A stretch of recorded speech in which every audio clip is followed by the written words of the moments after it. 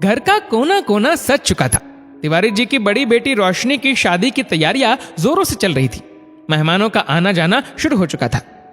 रोशनी की बुआ, मामी, चाची सब बहुत उमंग से रोशनी बिटिया के लिए सारी तैयारियां कर रहे थे। उसके गहने, कपड़े, मेकअप का सामान सब कुछ सूटकेस में रख दिया गया था। बस अब 1-2 दिन में रोशनी को लेने उसका राजकुमार आने वाला था।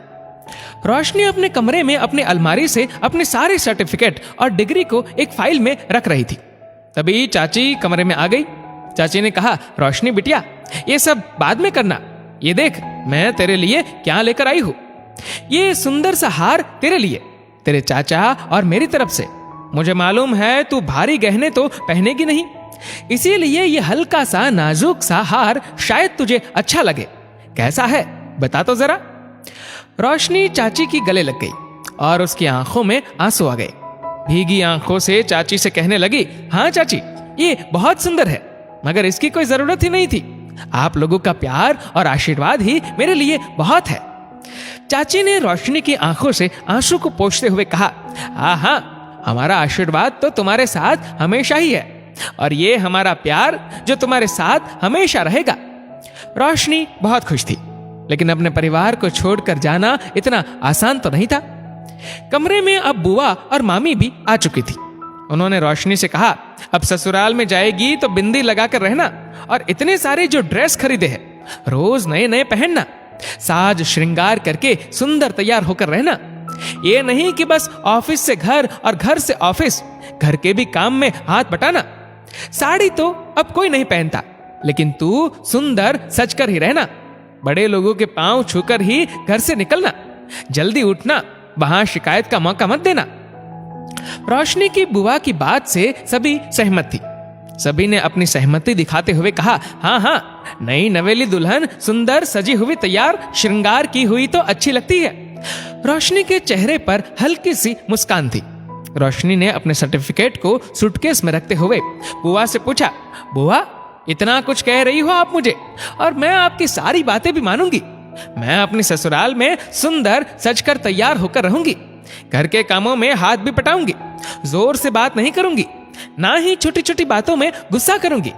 बस मुझे एक बात बताओ, आप सबने मुझे ससुराल में कैसे रहना है ये तो सिखा दिया, मगर मेरी शादी जहां हो रही है वहां पर इस तरह की कोई बात हो रही होगी कि पराये घर की लड़की अपने घर परिवार, रिश्ते नाते सब छोड़ कर आ रही है, तो उसे हमें इस घर में एक अनुकूल वातावरण देना चाहिए। या नई बहू को क्या पसंद है क्या नहीं, इसके बारे में क्या वहां कोई सोच रहा होगा? क्या मेरी होने वाली सास ने अपने बेटे यानी कि संजीव से कहा होगा कि रोशनी को खुश रखना, या संजीव ने सोचा होगा कि रोशनी की पसंद नापसंद को जाने? नई बहू को सम्मान देने की बात भी उनके मन में आई होगी। बुआ, हमेशा से ऐसा ही होता आ रहा है। जब लड़की विदा होकर ससुराल जाती है तो हजारों हिदायतें दी जाती है। हमें सिखाया जाता है कि हमें वहां एडजस्ट करना है।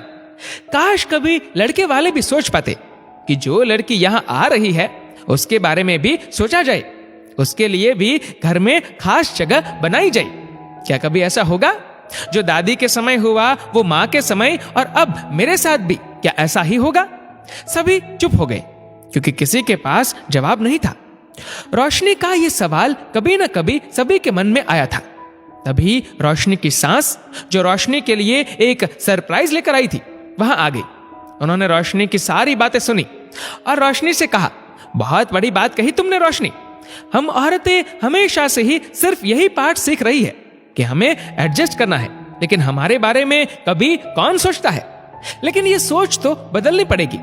मैं भी पूरी कोशिश करूंगी कि तुम मायके से विदा होकर जब ससुराल आओ तो वो ससुराल नहीं बल्कि वह तुम्हारा दूसरा घर बन सके, जहां तुम खुलकर जी सको, अपने मन की बात कह सको, कर सको।